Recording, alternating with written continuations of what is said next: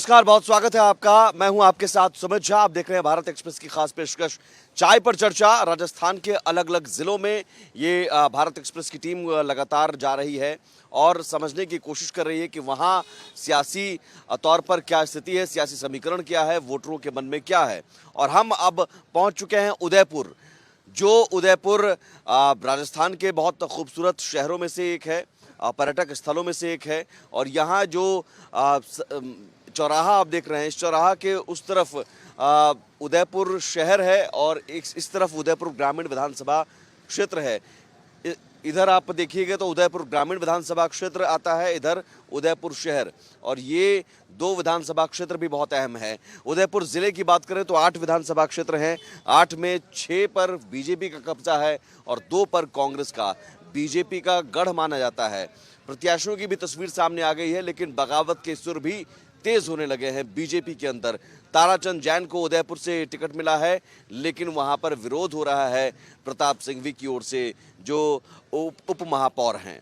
सवाल है कि क्या बीजेपी के अंदरूनी बगावत का फायदा कांग्रेस को मिलेगा और क्या इश्यूज हैं, समझने की कोशिश करते हैं। चाय पर चर्चा, चाय की दुकान और चाय पीते हुए लोग यहाँ पर सियासी चर्चा भी करते हैं, तो समझने की कोशिश करते हैं कौन कौन सी चर्चाएं किन मुद्दों पर होती है। इस बार हमारे साथ एक बुजुर्ग भी हैं जिन्होंने कई सारे चुनाव भी देखा है और समाज सेवी भी हैं। सर, आपने तो कई सारे चुनाव देखे होंगे, इस बार का चुनाव उदयपुर में किन मायनों में अलग है?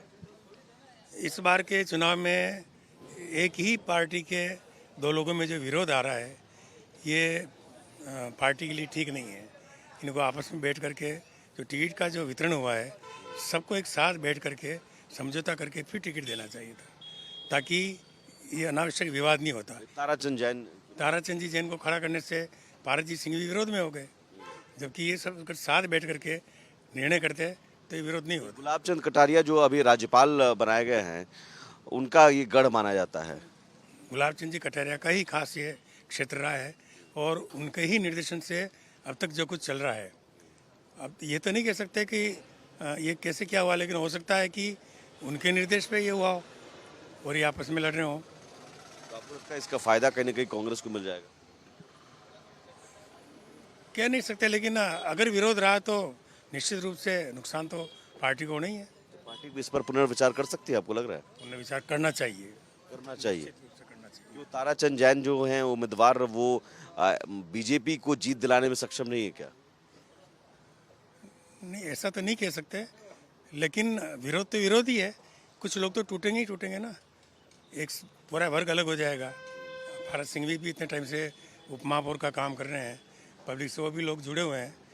तो निश्चित रूप से है कि अगर मुझे नुकसान हो रहा है या मेरा फ़ायदा नहीं हो रहा है या मुझे टिकट नहीं मिल रहा है, तो मैं तोड़ फोड़ तो करूँगा, तो नुकसान तो नहीं है और उसका फायदा कांग्रेस को। के चेहरे के अलावा उदयपुर में क्या मुद्दे हैं इस बार? उदयपुर के मतदाता सभी जागरूक है और विकास के मुद्दे पे वोट करते हैं। इसमें बीजेपी कांग्रेस तो ठीक है, अपने अपने संगठन से चुनाव लड़ते हैं, लेकिन उदयपुर जिस हिसाब से डेवलप हो रहा है, G20 की मीटिंग हो रही है, कहीं ना कहीं वैश्विक भौगोलिक स्थिति के आधार पर भी देखा जाए या उदयपुर को पर्यटक स्तर के भी देखा जाए, तो उदयपुर अपने आप में एक सक्षम सिटी है और उदयपुर के मतदाता बहुत समझदार हैं। अब रही बात संगठन में जो तोड़ फोड़ और ये जो आपसी मतभेद मनभेद की है, तो वो संगठन अपने स्तर पे देखेगा, लेकिन उदयपुर के मतदाता विकास के मुद्दे पे वोट देते हैं। और उदयपुर शहर काफ़ी अच्छा शहर है। इसमें कुछ छोटी छोटी समस्या है, जैसे पर्यटक टूरिस्ट बढ़ रहे हैं, 1 लाख के करीबन टूरिस्ट अभी दिवाली के बाद आ जाते हैं, तो ऐसी कई समस्या है। ट्रैफिक की समस्या, इसको लेकर भी लोग काफ़ी परेशान हैं। तो ये छोटी छोटी समस्याएं हैं जो प्रशासन को देखना चाहिए और इसको सुधार करना चाहिए। बीजेपी का गढ़ है, तो बीजेपी के विधायकों ने ज्यादा बेहतर किया यहाँ पर, या कांग्रेस की सरकार 5 साल से है वो ज्यादा? कुछ टाइम में तो कांग्रेस ने ज़्यादा किया है, जो जनहितकारी स्कीम निकाली है। बाकी दोनों ही पार्टियां यहाँ के जो पर्यावरण को लेके सीरियस नहीं है। दोनों ही पार्टियों ने पर्यावरण को लेकर जिस तरह से पेड़ों की कटाई अंधाधुंध हो रही है, पहाड़ों की कटाई हो रही है और झीलों में जिस तरह से बोटिंग हो रही है, तो इन्वायरमेंट पे फ़र्क पड़ेगा। जितने भी जैसे पेड़ कट रहे हैं, पहाड़ियाँ कट रही है, होटलें बन रही है, तो उस वजह से ग्लोबल वार्मिंग भी बढ़ेगी। ये एक इश्यूज है इस बार। और जितने अवैध निर्माण हो रहे हैं उसकी वजह से अवैध पार्किंग हो रही है और ट्रैफिक, उसकी वजह से फ़र्क पड़ता है। उदयपुर में ये इश्यूज है, पेड़ों की कटाई, पहाड़ों पर जो कटाई हो रही है। देखिए, उदयपुर शहर विश्व में उदयपुर शहर का बहुत अच्छा नाम है और यहाँ पर देखा जाए तो पिछले 25 साल से बीजेपी का बोर्ड है और बीजेपी के बोर्ड में होने के बावजूद आज उदयपुर की स्थिति जो होनी चाहिए थी, जिस हिसाब से विकास होना चाहिए था, वो विकास उस गति से नहीं हुआ है। और विधान इनके पहले पूर्व जो विधायक हैं गुलाब चंद जी कटारिया, वो भी काफ़ी समय से यहाँ पर विधायक हैं, सिटिंग विधायक थे। लेकिन जो भी काम हुए हैं वो हमारे मोहनलाल जी सुखाड़िया जो मुख्यमंत्री थे उन जैसी कोई योजना, मतलब जो उदयपुर का जो विकास है वो ये नहीं कर पाए और इस चीज़ में बिल्कुल फेल हो चुके हैं। आज ये वेनिस की आयर नदी को हमारी वेनिस बनाने की बात करते थे, ये इतने टाइम से चुनाव में घोषणा पत्र में डाला, इन्होंने सब कुछ किया, लेकिन आज आयर की जो स्थिति है, आप आयर की स्थिति जाके देखें तो हमको तो ये लगता है कि वेनिस इस तरह की होगी, इन्होंने जैसे वेनिस बता रखी है। तो उदयपुर में ये इस तरीके से बिल्कुल फेल है। उदयपुर की जनता खुद समझ चुकी है, इनको बस सत्ता में रहने का लोभ और ये है और बाकी इनको विकास से कोई मतलब नहीं है। उदयपुर की स्थिति देखें, आज उदयपुर जैसे फतेह सागर है, ये है। अब इन्होंने पार्किंग के जो मुद्दे हैं, अब इन्होंने पार्किंग भी बनाई है, तो इन्होंने ऐसी पार्किंग बनाई है जिसका कोई मतलब नहीं है। बीजेपी ने नहीं किया, कांग्रेस ने किया। यहाँ पर ये बात कह रही है कि बीजेपी ने कुछ नहीं किया, कांग्रेस ने किया। सर, बीजेपी ने किया तो है, लेकिन कहीं ना कहीं राजनीति भी आड़े आ जाती है। जैसे कोई पार्टी प्रोजेक्ट लाती है तो दूसरी पार्टी अड़ंगे लगा देती है, वैसा भी है। जैसे फ्लाईओवर और आयर नदी का ये बोल ही रहे हैं। फ्लाईओवर की मैं बात करता हूँ तो फ्लाईओवर जो बनना था अपने यहाँ से, जैसे ट्रैफिक को कम करने के लिए उदयपुर से लेके वहाँ तक, तो इनमें कांग्रेस अड़ंगा अड़ाने वाली नहीं है। इनके खुद के जो पार्टी के जो लोग हैं, उन्होंने क्या किया कि उनकी कोई होटलें आती है रास्ते में, तो उनका व्यापार चौपट ना हो उसको लेकर इन्होंने खुद ने ही ये इस चीज़ पे रोक लगा के और वो फ्लाईओवर अभी तक बनने नहीं दिया। बीजेपी वाले ही खुद ही रोक लगाते हैं क्या? सब अपना हित देखते हैं। बीजेपी की अंदरूनी लड़ाई का नुकसान उदयपुर को हुआ है। बिल्कुल। हाँ? जो अंदरूनी लड़ाई अभी भी दिख रही है उम्मीदवार के चयन के बाद भी, तो ये अंदरूनी लड़ाई बार बार होती रही, जिसका खामियाजा उदयपुर को भुगतना पड़ा है। उदयपुर को क्या, उदयपुर की हमारी जनता को भुगतना पड़ रहा है।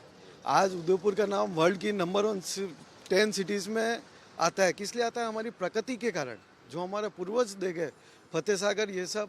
आज बीजेपी में 25 साल में कोई ऐसी चीज़ दी हो जो बता दे कि यार ये हमने दिया है, ये तो हमारा पुराना चला आ रहा है। टूरिस्ट फतेह सागर को देख के आ रहा है, बीजेपी के कोई काम को देख के नहीं आ रहा है। टूरिस्ट आता है, क्या चाहता है? हमें व्यवस्था मिल जाए, हम देखना है, हमारी गाड़ी पार्क हो जाए। सबसे पहला मुद्दा, हम ठहरने की हमारी उचित व्यवस्था हो जाए। होटलें किसने बनाई? प्राइवेट लोगों ने बनाई है। वो प्राइवेट लोग वो दुखी। आप होटल वालों से जाके पूछो, उनको सुविधा नहीं मिल पाती है जो देनी चाहिए। कैसे मिलेगी साहब? अब ये अपन कांग्रेस की तो मैं क्या कहूँ, कांग्रेस का तो 25 साल से उदयपुर में रोल कहाँ है? गृह मंत्री हमारे रह चुके हैं, जिनकी अपन बात कर रहे हैं, गुलाब चंद जी अपने पिछले बार में गृह मंत्री रहे हैं राजस्थान से। तब 5 सालों में वो चाहते तो क्या हो सकता था? आज गृह मंत्री किसको कहते हैं? विधायक, गृह मंत्री इस एरिया का, वो क्या कर सकते थे उदयपुर के लिए? आप जिसके पास कर रहे हैं ना ये फ्लाईओवर, और ये गृह मंत्री क्या फ्लाईओवर नहीं ला सकते थे? किसका अड़ंगा चलेगा? आप कुछ इतनी बातें इंटरनली है जो कि जनता सब देख चुकी है। जो ये कह रहे हैं ना, बहुत सही कह रहे हैं। हमारी उदयपुर की जनता, इस बार आपको जवाब मिल जाएगा। सर, गहलोत साहब ने, मैं तो बहुत छोटा था तब की बात बताता हूँ, पिछली बार में उन्होंने दवाएं फ्री किसने की? हम हॉस्पिटल जाते हैं, आज कौन पसंद करता है हॉस्पिटल में दवाएं फ्री की? बीमा योजनाएं लाना, दवाएं तो फ्री की, साथ में उसके कुछ होता है, आदमी का सबसे पहला दर्द होता है, वो करने वाले हैं गहलोत साहब। वो भी चाहते तो वो खाली अपना प्रचार नहीं किया उन्होंने काम पे प्रचार किया, काम किया, उन्होंने काम करके दिखाया। तो सरकार ने काम किया। और सर हाँ, एक और आपको बताऊंगा, जो अभी ये हमारा ये पट्टों का चला, गहलोत साहब ने इस बार पट्टों का निकाला। इस पट्टे में आप उदयपुर की इंटरनली सिटी में जाके पूछेंगे, जिनके खुद मालिक थे, लेकिन 25 साल से जहाँ विधायक जिनका, गृह मंत्री जिनका, वो आज तक उनका सोल्यूशन नहीं ला पाया। और आप सिटी में जाके अभी पूछिए, कितने लोग आज खुश हो गए कि हमारा मकान हमारा एक सर्टिफाइड हो गया, जो कि पहली बार ऐसा हुआ है। उनकी आप खुशी, आप इंटरनली सिटी में जाके पट्टा से रखूँगा। बीजेपी का बोर्ड सब कुछ है, सरकार ने पट्टों का शिविर चलाया। जो हमारे पिछोला झील और सबके आसपास के क्षेत्र हैं, इन्होंने वहाँ पट्टे देने पे रोक लगा दी। ऊपर से फिर सब हम लोगों ने जाके, जनता ने आग्रह किया कि ज़मीन का पट्टा देना है, किसी का नहीं। और जब ऊपर से प्रेशर आया तो कहा हमने खोल दिया है, ये ऐसी मुद्दे हैं यहाँ के छोटे छोटे जो कि जिसका जवाब अभी जनता देने वाली बहुत ये गहलोत सरकार ने जो काम किया, जिन योजनाओं को लेकर जब बात हो रही है, बीजेपी का गढ़ रहा है, बीजेपी के गृह मंत्री रहे हैं, क्या उस दौरान कुछ भी नहीं हुआ यहाँ पर? देखिए, पिछले 75 सालों से दोनों व्यवस्थाएं पूरी तरह से निष्क्रिय रही है। भ्रष्टाचार चरम सीमा पे है।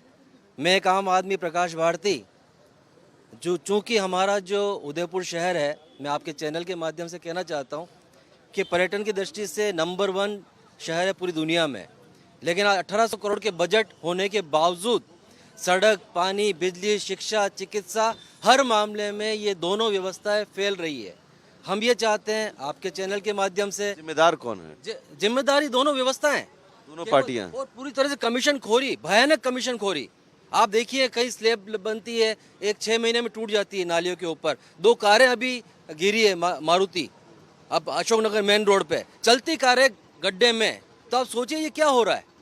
तो आज पहाड़ कट रहे हैं। अभी अभी कोरोना गया है। कोरोना बचेगा कब? जब पर्यावरण होगा। तो ये मैं हर मामले में, तो मेरा आपसे यही निवेदन है, मैं उदयपुर की जनता को भी आपके चैनल के माध्यम से ही कहना चाहता हूँ कि हम इस शहर को दुनिया में जो नंबर 1 शहर है, इसको हम रोल मॉडल के रूप में पेश करें। ये होगा आप कैसे? क्योंकि आप कह रहे हैं कांग्रेस भी वही है, बीजेपी वही है, दोनों जिम्मेदार है, तो फिर विकल्प क्या बचता है? बस आम आदमी पार्टी, जो कि तीसरा विकल्प है। और हम लोग निश्चित तौर पे जिस ढंग से हमने काम किया दिल्ली के अंदर, अच्छे स्कूल, अच्छा दिल्ली में तो करप्शन के आरोप आम आदमी पार्टी के कई नेताओं पर, मंत्रियों पर लग गए। देखिए, हम बहुत स्पष्ट शब्दों में कहना चाहते हैं कि सारी जो CBI और जो भी इनकी जो व्यवस्था है, जो भी इनका काम है कानून का, इनके हाथ में है। अगर उन्होंने गलती की होगी तो भुगतेंगे, कोई भी हो। हम तो ये बात जानते हैं कि जनता को फायदा मिलना चाहिए, हर कीमत पर मिलना चाहिए। जनता को फायदा मिलना चाहिए, तो फायदा मिला क्यों नहीं और मिल क्यों नहीं रहा है? एक छोटे से ब्रेक के बाद, और क्या उदयपुर में तीसरे विकल्प की कहीं कोई गुंजाइश नजर आ रही क्या, समझने की कोशिश करेंगे एक ब्रेक के बाद।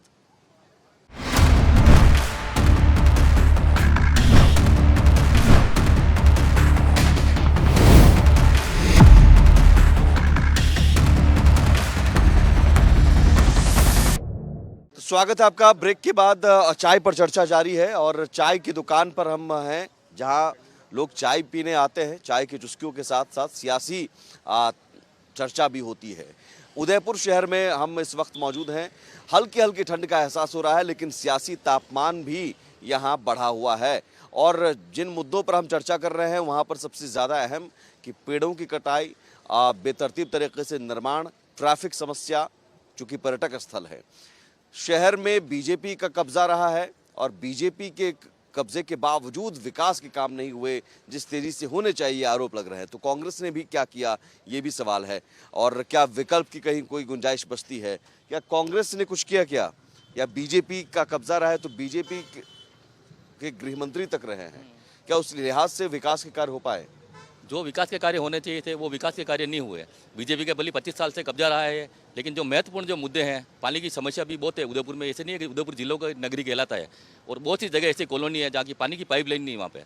ये सबसे बड़ा मुद्दा है। और बहुत से लोगों को पट्टे नहीं मिले, जो कम से कम 25 साल 50 साल से रह रहे हैं, आबादी की ज़मीन है, उन लोगों को भी पट्टे नहीं मिले। अभी कहा जा रहा है कि गहलोत सरकार पट्टे दे रही है। सर नहीं दिए, मैं बता रहा हूँ। बहुत से शिविर लगे, वो नाम के शिविर लगे, 25 शिविर लगे, मात्र 5 लोगों को पट्टे दिए, और उसमें अखबार में दे दिया ये पट्टे दे दिए हमने।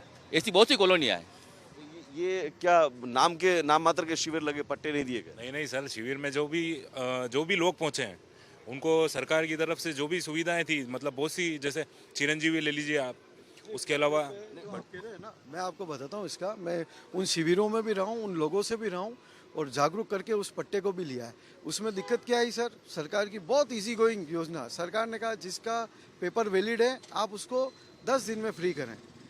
लेकिन हुआ क्या है, अगर ये राजनीतिक बात आएगी सब बहुतों को बुरा लगेगा, बट मैं आपको बताना चाहता हूँ, लोगों ने अपना स्वार्थ की बताने के लिए कि बीजेपी की उसको चक्कर कटवाए।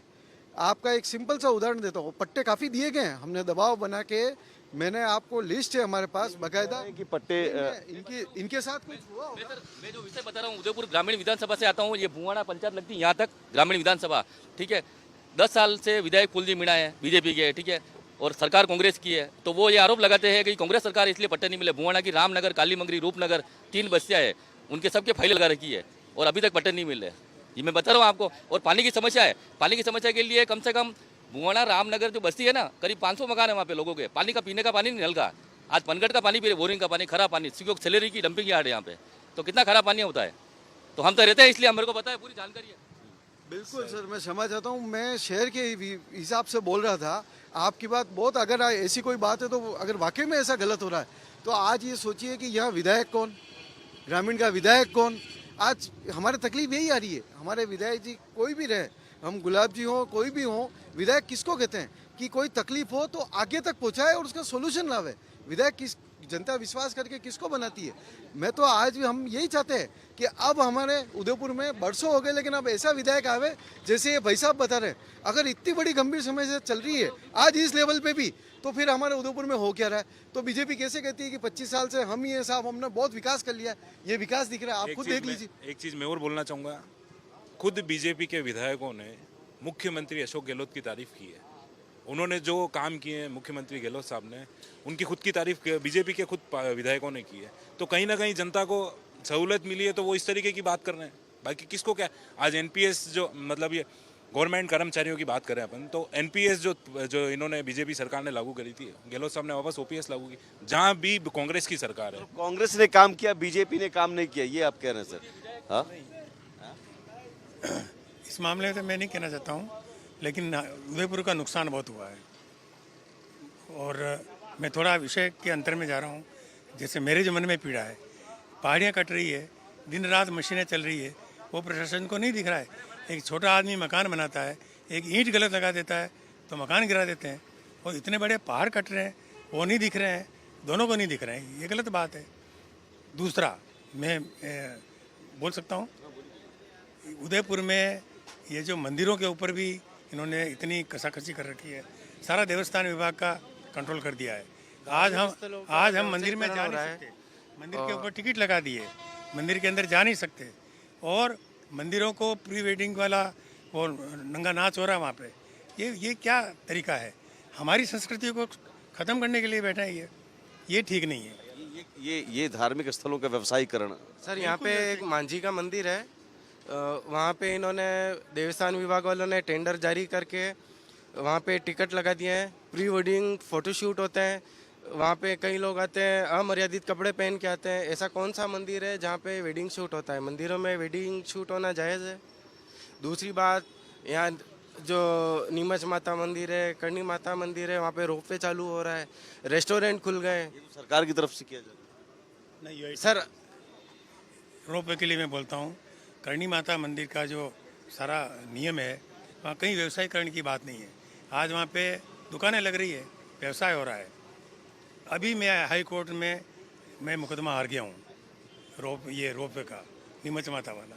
नीमच माता में इन्होंने हमारे में शिक्षा विभाग की ज़मीन यूआईटी ने डीएलसी रेट। यूआईटी में तो दबदबा बीजेपी का है। यूआईटी में दबदबा बीजेपी का है। इन्होंने क्या किया? शिक्षा विभाग। नहीं, मैं ये समझना चाह रहा हूँ कि बीजेपी तो कहती है धर्म की रक्षा, सनातन की रक्षा, तो यूआईटी में बीजेपी का दबदबा होने के बावजूद धार्मिक स्थलों का व्यवसायीकरण हो रहा है। दोनों ही पार्टी इस मामले में फेल है। जो सनातन की बातें करते हैं दोनों ही फेल है। क्या कांग्रेस भी नहीं बचा पाई इन धार्मिक स्थलों को? सर कांग्रेस ने तो बिल्कुल बचाया है। आज देखें आप, ये अपने सांवलिया जी मंदिर है जो बहुत बड़ा दार्शनिक स्थल है, आज उसकी स्थिति देखें आप। नहीं सर, आप मांझी का मंदिर का रोज अखबारों में आ रहा है, उसमें किसने बोला है? आपकी एक पार्टी, आपकी जो कांग्रेस पार्टी, उसका एक आदमी भी खड़ा हुआ क्या? नीमच नहीं सर, बिल्कुल खड़े हो नहीं, बिल्कुल खड़े हैं ना हम। तो कहाँ खड़े नहीं है हम? तो जहाँ भी बिल्कुल जिस जगह भी उदयपुर की जहाँ भी विकास की बात है, ये कांग्रेस हमेशा खड़ी रही। मंदिरों की व्यवसायीकरण की बात है, एक उसके विरोध में पर्टिकुलर एक मंदिर को लेके अपन ये नहीं कह सकते व्यवसायीकरण हो रहा है। नहीं, करणी माता, नीमच माता, नहीं, नीमच माता रोपवे का तो सर जो चार्ज है वो तो लेंगे ना, वो फ्री तो नहीं कर चार्ज सकते। की बात नहीं है, रोपवे बनना ही गलत है सर। नहीं, रोपवे क्यों सर? अब नीमच माता में भी रोपवे बन रहा है सर इन्होंने आएंगे जो तो वो डेटा तो जाने बताया है कि लाखों लोग भक्त आते हैं, वो डेटा उनके पास है क्या? किसी के मोबाइल नंबर, कोई सर्वे है? वो तो सर एक अलग चीज हो गई, रोपवे अलग चीज हो गई। मंदिर हाँ बताइए। सर उदयपुर जिले में जितनी भी देवस्थान की जमीन है, जो मंदिरों की जमीन है, ये सब खुर्द-बुर्द हो गई है। ठीक है, बड़े बड़े भूमि माफिया है जिनके नाम से मंदिरों की जमीन, जो ठाकुर जी की जमीन है, खेड़ा देवी माता जी की मंदिर है, ऐसे बहुत से उदाहरण है मेरे पास में। उदयपुर जिले की, मेन जिले की शहर की बात कर रहा हूँ। मठ की मंदिर, शोभापुरा, ये जमीन इन भूमाफिया को एक अलॉटमेंट हो जाती है। देवस्थान की जमीन है, मंदिर की जमीन है, खाली उनको देख रेख की जिम्मेदारी है। और जितने भी पूंजीपति है, बड़े बड़े ये सरकार चाहे बीजेपी को, कांग्रेस की, कोई विरोध नहीं करता इनका। बड़े नेता ऊपर के लोगों की मिली भगत है। दोनों की मिली भगत है। मैं बता रहा हूँ आपको, मिली भगत इसलिए काम हो रहा है, बाकी थोड़ी होता मैं है। आपको बताता हूँ, खेल गांव के पास चौथ माता का प्राचीन मंदिर है, बहुत पुराना, और उसका राजपोथी में भी उल्लेख है कि चौथ माता है। लेकिन वहाँ देखा जाए तो भैरवगढ़ से लेकर के 5 पहाड़ सिक्योर मीटर कंपनी ने लिए हैं। किसके लिए लिए हैं? पौधे लगाएंगे, हम हरा भरा करेंगे, 10 लाख वृक्ष का ऐसा संकल्प लेके चल रहे हैं वो लोग। लेकिन आज वहाँ जाके देखो तो 2000 पौधे नहीं मिलेंगे। ठीक है, 200 पशुओं के मुंह पे ताला लगाने वाला काम किया, घास वहाँ खा नहीं सकते, 5 पहाड़ बंद कर दिए। अभी यूआईटी ने उन्हें 3 पहाड़ और गोद में दिए हैं। मार्बल एसोसिएशन का जो सैलरी पार्क बना हुआ है वो भी पास में है, और उसके पास में 3 पहाड़ खाली थे, वहाँ अभी गायें चल रही थी।